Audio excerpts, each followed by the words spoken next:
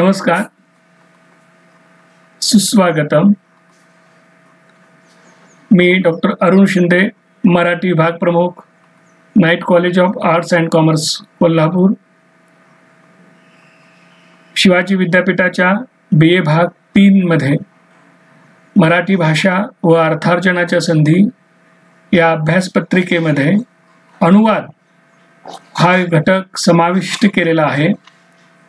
या निमित्तानं आपण अनुवाद म्हणजे काय, अनुवादाचे स्वरूप, अनुवादाचे प्रकार, अनुवाद करण्याची पद्धती आणि अनुवाद क्षेत्रामध्ये अर्थार्जनाच्या कोणकोणत्या संधी आहेत या बाबतीत माहिती जाणून घेणार आहोत। मित्रहो, मराठी भाषेच्या विद्यार्थ्यांना रोजगाराच्या संधी देणाऱ्या अनेक साधनांपैकी अनुवाद हे एक महत्त्वाचे साधन आहे। विशेषतः माहिती तंत्रज्ञानाच्या या काळात सर्वच भाषा अभ्यासकांना अर्थार्जनाच्या संधी दिवसेंदिवस वाढत असल्याचे दिसते। मराठी भाषा देखील यास अपवाद नाही। वाढती लोकसंख्या, मागणी आणि पुरवठा यातील असमतोल, कौशल्यविरहित पदवी, केंद्रित शिक्षण आणि वाढत चाललेली बेकारी यावर उपाय म्हणून कौशल्य केंद्रित अनेक अभ्यासक्रम अस्तित्वात आले। जो करेल कौशल्य आत्मसात तोच करेल बेकारीवर मात, हे नवे तत्व आज उदयास येत आहे। कौशल्य आधारित अभ्यासक्रमाचे आज जणू पेव फुटल्याचे दिसते। कथालेखन, पटकथालेखन, संवाद लेखन, गीत लेखन, डबिंग, डॉक्युमेंटरी, लघुपट निर्मिती, उद्घोषणा लेखन, समाचार लेखन, वृत्तलेखन, समाचार वाचन, निवेदन, विविध उपक्रम आयोजन, नियोजन, संयोजन, व्यवस्थापन, संपादन, स्तंभलेखन, मुद्रित शोधन, साहित्य समालोचन, क्रीडा समालोचन, पर्यटन मार्गदर्शन, मुलाखत लेखन, शब्दांकन, पाठ लेखन, पाठ हस्तलिखित संपादन, संवाद कौशल्य अर्जन आणि समाज माध्यमासाठी लेखन यासारखे कित्येक अभ्यासक्रम काळाची गरज म्हणून आकारास आले, तंत्र आणि कौशल्य म्हणून, रोजगाराच्या नव्या संधी म्हणून। अनुवाद हे क्षेत्र आज भाषेच्या अभ्यासकांना अर्थार्जनाची संजीवनी म्हणून मान्य करावे लागेल। आज मराठीच्या पदवीधर तरुण तरुणींना मराठी भाषेच्या ज्ञानाचे उपयोजन अनुवाद कला आत्मसात करण्यासाठी उपयोगात आणणे गरजेचे आहे। त्यासाठी अनुवाद संकल्पना, स्वरूप, सिद्धांत, प्रकार, समस्या आणि उपाय इत्यादी समजून घेणे आवश्यक आहे। यासाठी अनुवाद विज्ञान, अनुवाद कला आणि अनुवाद कौशल्य याचे सामान्य ज्ञान मिळवणे महत्त्वाचे ठरते। तसेच अनुवाद कार्याची सततची सवय ही अनुवादामध्ये निपुणता, पारंगतता आणण्यास उपयुक्त होते। यासाठीच आपण या ध्वनिचित्रफितीमध्ये अनुवाद प्रक्रियेचे संपूर्ण स्वरूप समजून घेऊया। सुरुवातीला आपण अनुवाद म्हणजे काय, अनुवादाची संकल्पना काय आहे हे जाणून घेऊया। अनुवादाची संकल्पना आणि परिभाषा पाहण्या अगोदर अनुवाद शब्द कसा निर्माण झाला हे प्रथम जाणून घेऊया। वद हा धातू आणि अनु हा उपसर्ग या दोन्हींच्या संयोगातून अनुवाद हा शब्द तयार झाला। याच्या निर्मितीप्रमाणे पाहिल्यास वद म्हणजे सांगणे, कथन करणे आणि अनु म्हणजे पुन्हा, परत, समान किंवा अनुरूप। यावरून अनुवाद या शब्दाचा मूळ व निर्मितीमूलक अर्थ आहे पुन्हा सांगणे, कथन करणे, अर्थात कुणी सांगितलेले, कथन केलेले, नंतर पुन्हा सांगणे, कथन करणे, समान किंवा अनुरूप कथन करणे। अर्थात एका भाषेत सांगितलेली, कथन केलेली बाब दुसऱ्या भाषेत पुन्हा समान रूपाने सांगणे म्हणजे अनुवाद। यावरून हेही स्पष्ट होते की अनुवादाची संकल्पना स्पष्ट करण्यासाठी अनुवाद या शब्दाचा मूळ अर्थ कामी येतो। यातून अनुवादाची नेमकी संकल्पना साकार होते, ती म्हणजे एका भाषेत पूर्वी सांगितलेली कोणतीही माहिती पुन्हा समान रूपाने दुसऱ्या भाषेत नेणे म्हणजे अनुवाद। मराठी, हिंदी आणि इंग्रजीमध्ये अनुवाद या संकल्पनेसाठी वेगवेगळे शब्द प्रयोग प्रचलित दिसतात। ते खालीलप्रमाणे: मराठीमध्ये अनुवादाला भाषांतरण, अनुवाद, काही ठिकाणी रूपांतर या नावानं संबोधलं जातं। हिंदीमध्ये अनुवाद, भाषांतरण, काही ठिकाणी रूपांतरण, उलथा, तर्जुमा, समर्थन, दुहराना इत्यादी शब्दप्रयोग वापरलेले दिसतात। इंग्रजीमध्ये ट्रान्सलेशन, हा शब्द वापरला जातो। इथे ट्रान्सलेशन हा शब्दाची थोडीशी आपण माहिती घेऊया। ट्रान्सलेशन हा शब्द लॅटिन भाषेतून इंग्रजीमध्ये आलेला आहे। हा शब्द आणि त्याची उत्पत्ती मोठी रोचक आहे। तो ट्रान्स आणि लॅटिन या दोन्हीच्या संयोगातून निर्माण झालेला आहे। यातील ट्रान्सचा अर्थ आहे पलीकडे आणि लॅटिनचा अर्थ आहे नेण्याची अथवा घेऊन जाण्याची क्रिया। अर्थात ट्रान्सलेशन या संकल्पनेचा मूळ अर्थ आहे एका भाषेतील सामग्री दुसऱ्या भाषेत घेऊन जाण्याची क्रिया। यावरून सहज सोप्या पद्धतीने अनुवाद संकल्पना हेच स्पष्ट करते की एका भाषेतील सामग्री दुसऱ्या भाषेत नेण्याची प्रक्रिया म्हणजे अनुवाद। अनुवादाच्या संकल्पनेत मूळ भाषेतील सामग्रीची दुसऱ्या भाषेत भावार्थाच्या स्तरावर केलेली प्रतिस्थापना रिप्लेसमेंट अभिप्रेत असते। अर्थात अनुवाद ही संकल्पना मुळातच भाव केंद्रित आहे।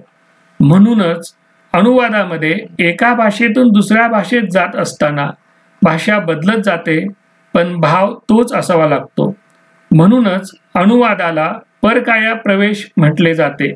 एका शरीरातून दुसऱ्या शरीरात प्रवेश करण्याच्या या प्रक्रियेत शरीर भाषा बदलते परंतु आत्मा म्हणजे भावार्थ तोच असतो। सारांशतः अनुवादाच्या संकल्पनेत भाषेला शरीरासमान तर भावार्थाला आत्म्यासमान महत्त्व असते। आपण आता अनुवादाच्या परिभाषा आणि प्रकार समजून घेऊया। अनुवादाचे क्षेत्र अर्थार्जनाच्या दृष्टीने जेवढे महत्त्वाचे तेवढेच व्यापक आहे। यात जशी अर्थार्जनासाठी मोक्याची ठिकाणे आहेत तशी मतमतांतरे देखील आहेत।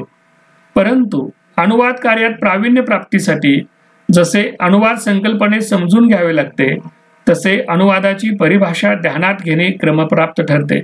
इथे आपण प्रातिनिधिक स्वरूपात अनुवाद क्षेत्रातील काही परिभाषा समजून घेऊया।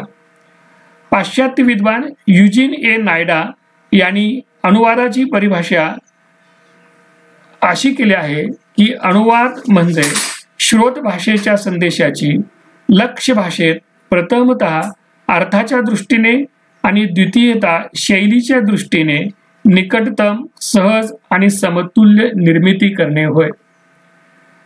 जे.सी. केटफोर्ड यांच्या मते एका भाषेतील पाठ सामग्रीची दुसऱ्या भाषेतील पाठ सामग्रीमध्ये समतुल्य प्रतिस्थापना करणे म्हणजेच अनुवाद होय।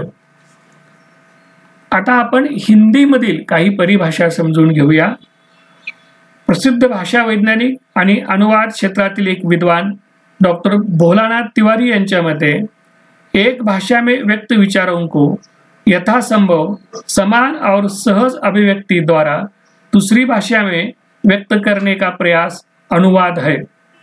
डॉक्टर गार्गी गुप्त यांच्या मते अनुवाद का मूल अर्थ एक भाषा में निहित विचारों को दूसरी भाषा में यथासंभव ज्यों का त्यों व्यक्त करना है। आपण आता मराठीमधील अनुवादाच्या काही व्याख्या समजून घेऊया। सुप्रसिद्ध मराठी साहित्यिक आणि ज्ञानपीठ पुरस्काराने सन्मानित लेखक डॉक्टर भालचंद्र नेमाडे यांनी अनुवादासंदर्भात असे म्हटले आहे की भाषांतर ही एका संहितेचे एका भाषिक सांस्कृतिक आवरणातून दुसऱ्या भाषिक सांस्कृतिक आवरणात स्थानांतर करणारी द्वैभाषिक प्रक्रिया आहे। सूर्यनारायण रणसुभे यांच्या मते अनुवाद मूळ रचनेप्रमाणे व्हायला हवा, त्यात बदल करण्याचा अधिकार अनुवादकाला असता कामा नये। अनुवाद व अनुवाद क्षेत्रातील मान्यवरांच्या या सर्व परिभाषांचा सारासार विचार केल्यास हे सहज लक्षात येते की अनुवाद क्षेत्र किमान 2 भाषांशी संबंधित आहे। अनुवादकास कमीत कमी 2 भाषांचे ज्ञान असणे आणि ज्या समाजात त्या भाषा बोलल्या जातात त्या समारचनेचे त्यांच्या संस्कृतीचे ज्ञान भान असणे गरजेचे आहे। अनुवादाच्या पारिभाषिक शब्दावलीमध्येच सांगायचे झाले तर श्रोत भाषा आणि लक्ष्य भाषा या दोन्हींचे ज्ञान आणि त्या बोलल्या जाणाऱ्या समाजाचा त्याच्या संस्कृतीचा परिचय असणे अत्यंत महत्त्वाचे आहे। ज्या मूळ भाषेतून अनुवाद केला जातो तिला श्रोत भाषा आणि ज्या भाषेत तो केला जातो तिला लक्ष्य भाषा म्हणून संबोधितात. सर्वात महत्त्वाची बाब अशी की अनुवादामुळे मुळातील भाव सुरक्षित असावा लागतो. अनुवादकास भाषा बदलण्याचा अधिकार असतो, भाव नव्हे. सारांश असा की श्रोत भाषेतील सामग्री भावार्थासहित लक्ष्य भाषेत नेण्याची प्रक्रिया म्हणजे अनुवाद होय. आता आपण अनुवादाचे प्रकार समजून घेऊया. अनुवादाचे क्षेत्र अत्यंत व्यापक आणि विशाल आहे. व्यवसाय, ज्ञान, विज्ञान आणि तंत्रज्ञानाच्या कक्षेत येणारे सर्व विषय अनुवादाचे विषय होऊ शकतात. खरे तर जितके विषय तितकेच अनुवादाचे प्रकार असू शकतात. वस्तुतः ज्या प्रकारची अनुवाद सामग्री असते अनुवादकास त्या स्वरूपाचा अनुवाद करावा लागतो. उदाहरणार्थ वैज्ञानिक सामग्रीचा अनुवाद साहित्यिक सामग्रीच्या अनुवादापेक्षा वेगळा असतो. तसेच कायद्याच्या सामग्रीचा अनुवाद कवितेच्या अनुवादापेक्षा वेगळा असतो. विज्ञान आणि विधी साहित्याचा अनुवाद हा अभिधात्मक भाषेत असतो, तर कथा आणि कवितांचा अर्थात साहित्यिक सामग्रीचा अनुवाद हा अभिधात्मक भाषेबरोबरच लक्षणा आणि व्यंजनात्मक भाषेत असतो. यासाठी अनुवादकास अनुवादाच्या प्रकारांचा परिचय असणे आवश्यक आहे. खरे तर अनुवादाचे खूप प्रकार आहेत. हे प्रकार निश्चित करण्याचे अनेक आधार आहेत. प्रामुख्याने खालील प्रकारांच्या आधारे अनुवादाचे प्रकार निर्धारित केले जातात. 1. विषयाच्या आधारे अनुवादाचे प्रकार. 2. अनुवादाच्या स्वरूपाच्या आधारे अनुवादाचे प्रकार. 3. अनुवादकाच्या श्रेणीच्या आधारे अनुवादाचे प्रकार. 4. अनुवादकर्त्याच्या आधारे अनुवादाचे प्रकार. यामधील जो पहिला प्रकार आहे विषयाच्या आधारे अनुवादाचे प्रकार तो आपण समजून घेऊया.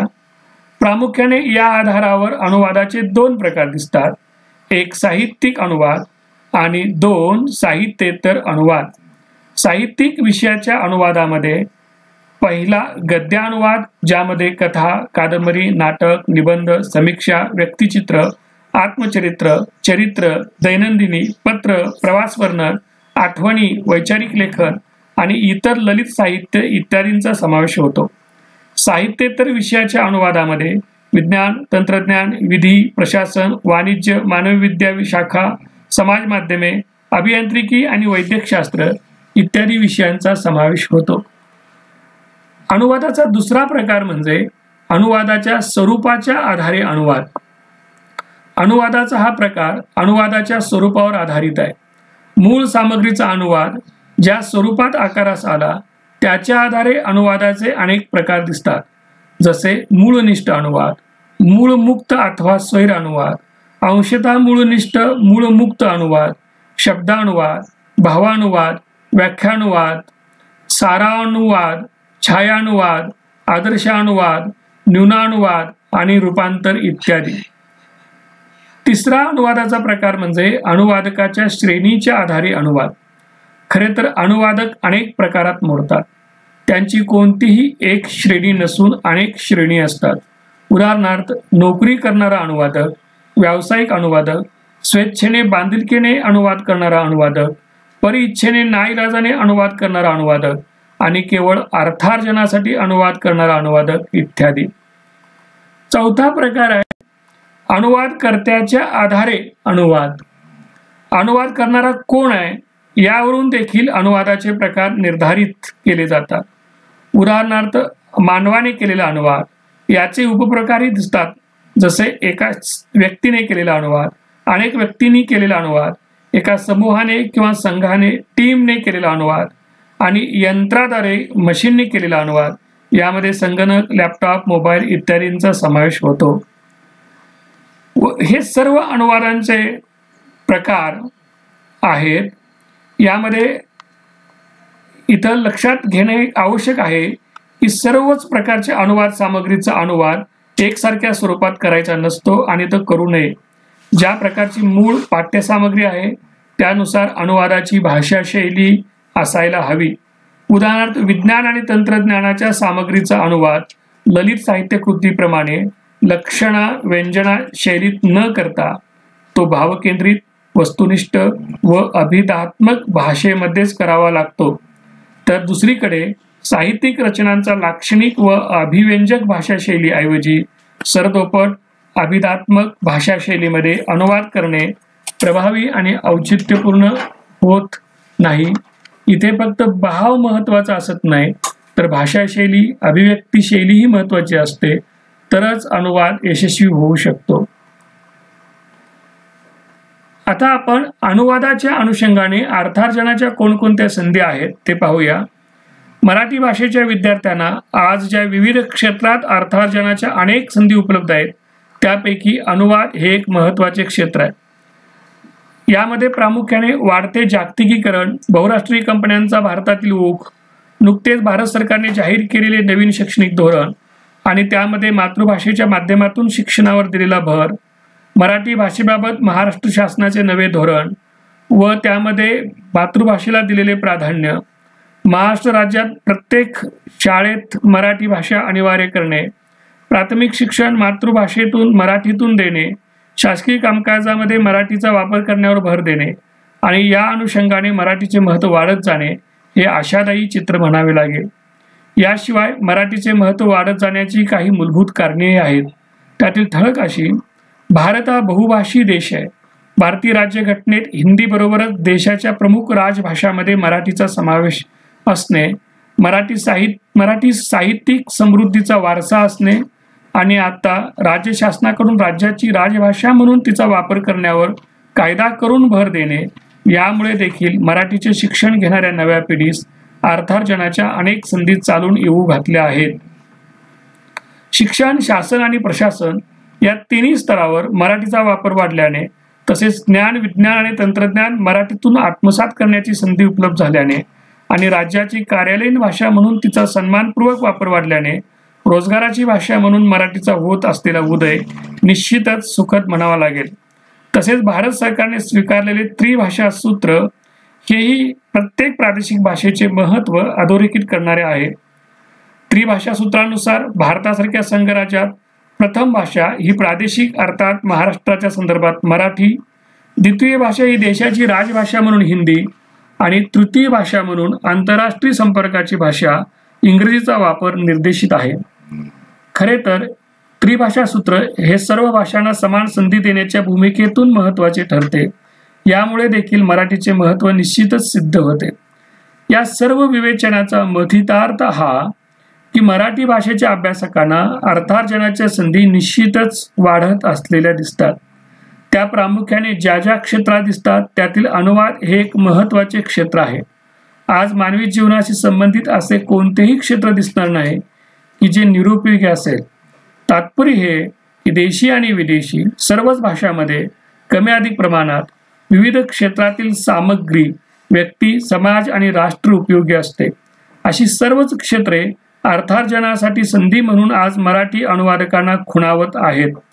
त्यातील काही महत्त्वाची म्हणजे ज्ञान, विज्ञान, तंत्रज्ञान, व्यापार, व्यवसाय, प्रकाशन संस्था, साहित्य आणि संस्कृती मंडळ, वाङ्मय मंडळ, राज्य व राष्ट्रीय साहित्य अकादमी संस्था, शैक्षणिक संस्था, जाहिरात, चित्रपट डबिंग, शीर्षक, उपशीर्षक, खाद्यपदार्थ यादी, माहितीपत्रक या सर्व क्षेत्रामध्ये मराठी अनुवादकांना अर्थार्जन करून सन्मानाने यशस्वी जीवनाची वाटचाल करता येते।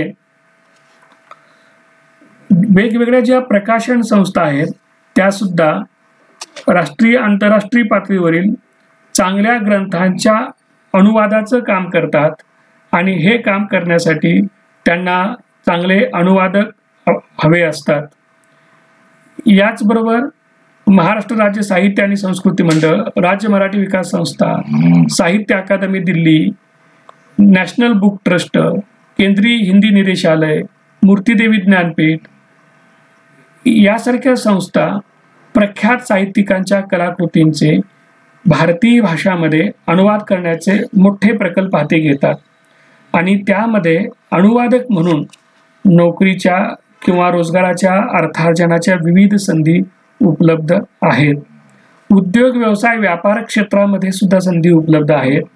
उत्पादन तंत्र, निर्मिती प्रक्रिया, प्रचार प्रसार, माहितीपत्रक, वैशिष्ट्ये, गुणधर्म, उपयोग आणि विक्री व्यवस्था या सर्व प्रक्रियेतून व अनुवादाच्या माध्यमातून सर्व घटकापर्यंत संवाद साधण्याचं काम उद्योग, व्यवसाय, व्यापार क्षेत्रातील मंडळी करीत असतात. आणि या क्षेत्रामध्ये जर विकासाची घोडदौड चालू ठेवायची असेल तर अनुवादाला पर्याय नाही. साहित्य अकादमी आणि इतर तत्सम संस्थांच्या मार्फत अनुवादाचं मोठं काम हाती घेतलं जातं. साहित्य अकादमी ही संस्था भारत सरकारने 1954 साली स्थापन केलेली आहे आणि 24 भारतीय भाषांमध्ये साहित्य आणि त्यांच्या अनुवादाच्या विकासाला चालना देणं हा साहित्य अकादमीचा मुख्य उद्देश आहे. साहित्य अकादमीचं मुख्यालय दिल्ली येथे असून तिची क्षेत्रीय कार्यालये मुंबई, बेंगळूर, कोलकाता, चेन्नई येथे आहेत. अनुवादाचे मोठे प्रकल्प साहित्य अकादमीच्या माध्यमातून चालत असतात. साहित्य अकादमीचा पुरस्कार ज्या साहित्यिकांना मिळतो त्यांच्या ग्रंथाचा अनुवाद अकादमीच्या सूचीतील इतर भारतीय भाषांमध्ये केला जात असतो. चित्रपट, जाहिरात या क्षेत्रामध्ये सुद्धा अनुवादाच्या अनेक संधी आहेत. Central institute of Indian language या नावाची संस्था म्हैसूर येथे आहे. भारत सरकारच्या केंद्रीय मनुष्यबळ विकास मंत्रालयाची ही एक स्वायत्त संस्था आहे. Central institute of Indian language म्हणजेच भारतीय भाषा संस्थांमध्ये नॅशनल ट्रान्सलेशन मिशन हा एक विभाग आहे आणि तिथे अनुवादाचं काम खूप मोठ्या प्रमाणात चालतं. चांगले अनुवादक तयार करण्यासाठी नॅशनल ट्रान्सलेशन मिशन मार्फत प्रशिक्षणाचे कोर्सेस आयोजित केले जातात. हे सगळे कोर्सेस मोफत असतात आणि प्रशिक्षणार्थींना विद्यावेतन दिलं जातं. नॅशनल ट्रान्सलेशन मिशनमध्ये अनुवादकांची एक भारतीय पातळीवरची सूची तयार करण्यात आलेली आहे आणि आपण आपलं नाव ऑनलाईन नोंदणी करून मिशनच्या कामामध्ये सहभाग घेऊ शकतो. ट्रान्सलेशन टुडे या नावाचं एक नियतकालिक सुद्धा नॅशनल ट्रान्सलेशन मिशन मार्फत प्रसिद्ध होतं. आपण CIILच्या वेबसाईटवर भेट देऊन नॅशनल ट्रान्सलेशन मिशनचं काम पाहू शकता.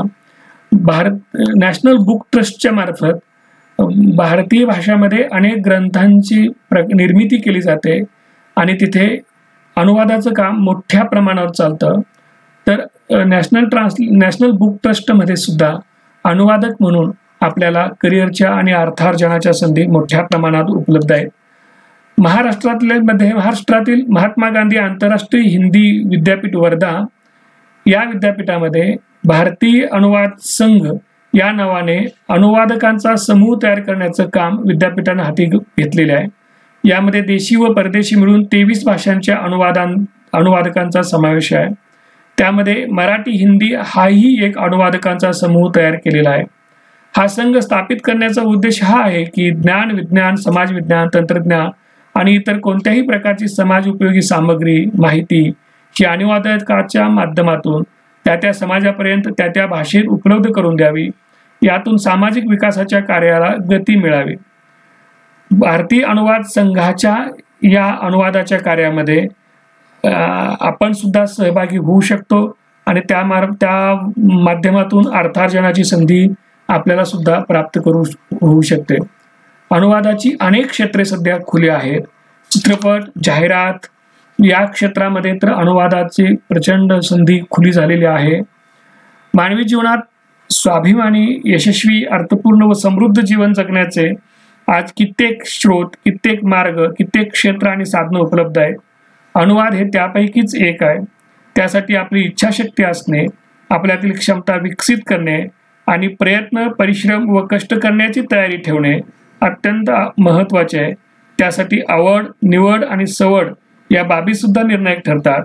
आपल्या कार्यक्षेत्राचे आयोजन, नियोजन, अर्पण व समर्पण हे तितकेच यशापयशाचे वाटेकरी असतात. भाषेच्या अभ्यासकांना भाषेच्या ज्ञानाचे उपयोजन आज रोजगाराच्या सर्वाधिक संधी देऊ शकते. मराठी भाषा ही त्यास अपवाद नाही. यासाठी मराठी ज्ञान, विज्ञान व तंत्रज्ञानाची भाषा म्हणून विकसित करण्याचे काम जाणीवपूर्वक होणे महत्त्वाचे आहे. शासन, अध्यापक व प्राध्यापक यांच्या इच्छा व क्रियाशक्तीवर हे साध्य होऊ शकते.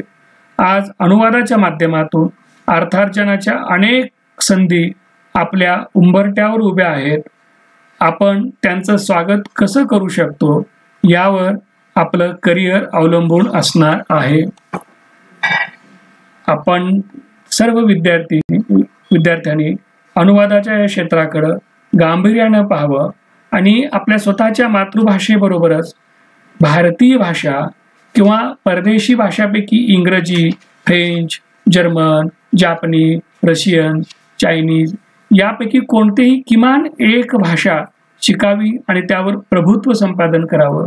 असं केल्यास आपल्याला त्या भाषेमधून अनुवादाचं खूप मोठं काम करता येईल. आपण ते कराल आणि स्वतःच्या वैचारिक बौद्धिक विकासाबरोबरच अर्थार्जनाचं एक मोठं क्षेत्र खुलं करून घ्याल अशी या निमित्तानं अपेक्षा व्यक्त करतो आणि थांबतो. धन्यवाद.